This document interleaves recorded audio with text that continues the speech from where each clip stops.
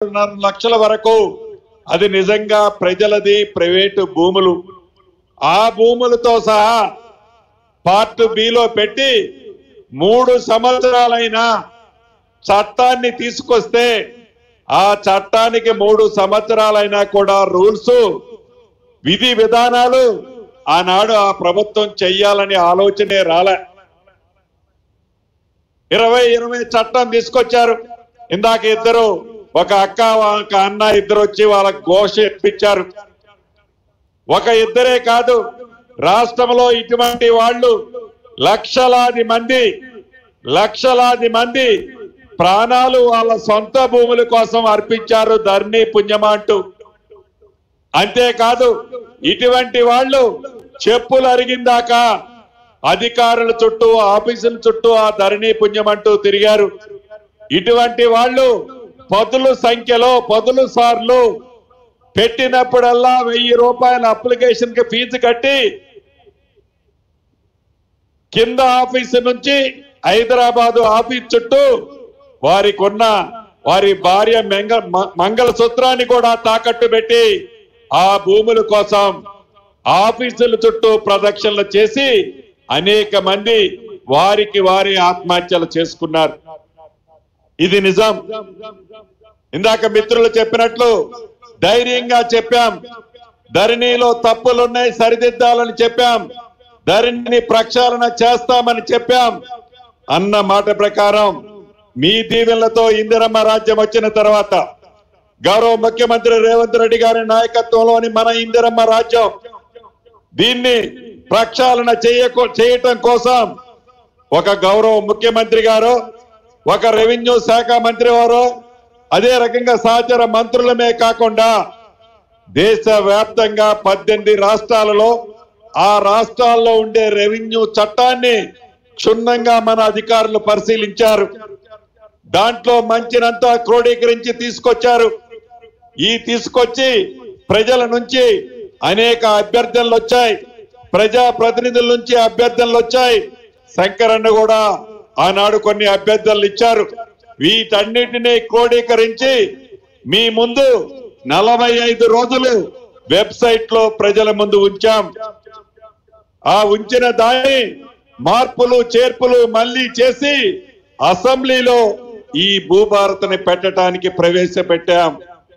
ఆనాడు ప్రత్యక్ష సాక్షి ఇటు పక్క కూర్చున్న శంకరన్నే, అటు పక్క కూర్చున్న బొజ్జన్న, ఇటు అక్క అసెంబ్లీలో ఈ బిల్లు పాస్ చేయటానికి పెడితే 10 సంవత్సరాలు ఈ రాష్ట్రాన్ని ఎలా పరిపాలించారో ఆ ప్రభుత్వాలు వారి అనుచరులు గూండాల్లా ప్రవర్తించి ఈ చట్టం పాస్ చేయొద్దని ఆ చట్టానికి సంబంధించిన కాగితాలు చించడమే కాకుండా స్పీకర్ గారి మీదకి నా మీదకి ఆ కాగితాలు ఇసిరేసుకుంటూ వచ్చి ఎంత రాద్ధాంతం చేశారో ఈ భూభారత తీసుకొచ్చే నాడు మీరందరూ ప్రత్యక్షంగా చూశారు.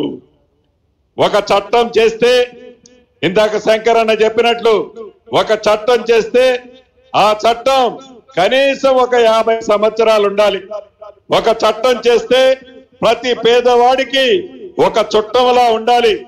ఒక చట్టం చేస్తే ప్రతి వ్యక్తికి అది ఉపయోగపడేలా ఉండాలి. తెలుసో తెలియకో ఒక చట్టం చేస్తే ఆ చట్టం వల్ల సామాన్య ప్రజలు ఇబ్బంది పెడుతున్నారని తెలిస్తే పాలకులు ఆ చట్టాన్ని సవరించాలి. ఆనాటి ప్రభుత్వాలు తప్పుందని తెలిసి కూడా, తప్పులు జరుగుతున్నాయని తెలిసి కూడా ఆ చట్టమే ఒక పెద్ద భయంకర భూతమని తెలిసి కూడా ఆ చట్టాన్ని సవరించాలి అని కనీస ఇంగిత జ్ఞానం కూడా ఆనాటి పాలకులకు రాకపోవటం దురదృష్టం. దాని ఫలితమే మొన్న ఎన్నికల్లో వారిని ఫామ్ హౌస్ లో కూర్చోపెట్టిందన్నది కూడా నిజం. ఈ చట్టంతో చట్టాన్ని అయితే అద్భుతంగా చేసుకున్నాం. చట్టాన్ని అద్భుతంగా చేసుకోవటమే కాకుండా 100 రోజుల లోపే ఈ చట్టానికి విధి విధానాలు ఏర్పరచుకున్నాం. అడావుడిగా చట్టం చేసి గతంలో మనకున్న అనుభవాన్ని దృష్టిలో పెట్టుకొని తప్పులు జరగొద్దని మొన్న 14వ తారీఖు డాక్టర్ బిఆర్ అంబేద్కర్ గారి జయంతి సందర్భంగా గౌరవ ముఖ్యమంత్రి రేవంత్ రెడ్డి గారి చేతుల మీదుగా ఈ చట్టాన్ని ఆవిష్కరించుకొని మొదటి విడత రాష్ట్ర వ్యాప్తంగా 4 మండలాల్లో 4 ప్రాంతాలలో దీన్ని అమలు చేయాలని నిర్ణయించుకోవడం జరిగింది. ఎందుకయ్యా అంటే ఎక్కడైనా తప్పులు జరిగితే మనం ఎంత అద్భుతంగా చేశామన్న చట్టంలో ఎక్కడైనా చిన్న చిన్న పొరపాటులుంటే ఆ పొరపాటులు కూడా సరిదిద్దుకోవాలి అన్నదే ఈ పైలట్ మోడల్ గా ఏర్పాటు చేసిన ఈ చట్టం. అంతేకాదు ఆ 4 మండలాలే కాకుండా రాష్ట్రంలోని అన్ని మండలాలలో కలెక్టర్లే స్వయంగా రోజుకి 2 మండలాల చొప్పున ఉదయం ఒక మండలంలో సాయంత్రం ఒక మండలంలో ఏదో ఉపన్యాసం చెప్పిపోకుండా పూర్తిగా ఉదయం 9 గంటల నుంచి 2 గంటల వరకు ఒక మండలంలో 4 నుంచి 6 వరకు ఒక మండలంలో సమావేశాలు పెట్టి అవగాహన ఈ నెలాఖరు వరకు కల్పించాలని గౌరవ ముఖ్యమంత్రి రేవంత్ రెడ్డి గారు మొన్న కలెక్టర్ల మీటింగ్ లో కలెక్టర్లకు ఆదేశించడం జరిగింది. దీని తదుపరి వచ్చే నెల మొదటి వారంలో ప్రతి జిల్లాలో ఇప్పుడు ఏవైతే 4 మండలాలు పైలట్ మోడల్ గా చేస్తున్నామో అదే పద్ధతిలో ప్రతి జిల్లాలో ఒక్కొక్క మండలాన్ని పైలట్ మండలంగా మళ్ళీ 1వ తారీఖున గాని 2వ తారీఖు నుంచి గాని మొదలవుతుంది. ఈ పైలట్ మోడల్ గా కంప్లీట్ అయిన తర్వాత జూన్ 2వ తారీఖు రాష్ట్ర అవతరణ దినోత్సవం నాడు ఏవైతే మొదట 4 మండలానికి సంబంధించిన ప్రతి రెవెన్యూ గ్రామానికి రెవెన్యూ అధికారులు గతంలో లాగా గ్రామంలో ఉన్న ప్రజలు రెవెన్యూ ఆఫీసుల చుట్టూ తిరగనవసరం లేదు. రెవెన్యూ అధికారులే మీ గ్రామాలకు వస్తారు.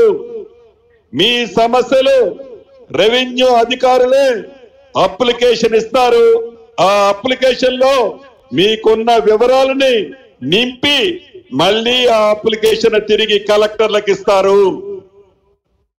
₹1 కూడా ఏ రకమైన ఛార్జీలు మీరు కట్టనవసరం లేదు. ఈ 4 మండలాలు పరిష్కరించిన తర్వాత జూన్ 2వ తారీఖు నుంచి రాష్ట్ర వ్యాప్తంగా ప్రతి రెవెన్యూ విలేజ్ కి రెవెన్యూ అధికారులు వస్తారు. శాశ్వతంగా ధరణితో కలిగిన ఇబ్బందులతో పాటు భవిష్యత్తులో రాబోయే ఇబ్బందులను దృష్టిలో పెట్టుకొని ధరణి కంటే ముందు జరిగిన ఇబ్బందులను దృష్టి పెట్టుకొని శాశ్వతంగా మీ భూములకి భద్రత కల్పించడమే కాక ప్రశాంతంగా పేదవాడి కోసం ఉన్న ఈ ఇందిరమ్మ ప్రభుత్వం మీ కోరికలు న్యాయమైన ప్రతి కోరికని భూముల విషయంలో పరిష్కరించే బాధ్యత ఈ భూభారతిది, ఈ ఇందిరమ్మ ప్రభుత్వానిది.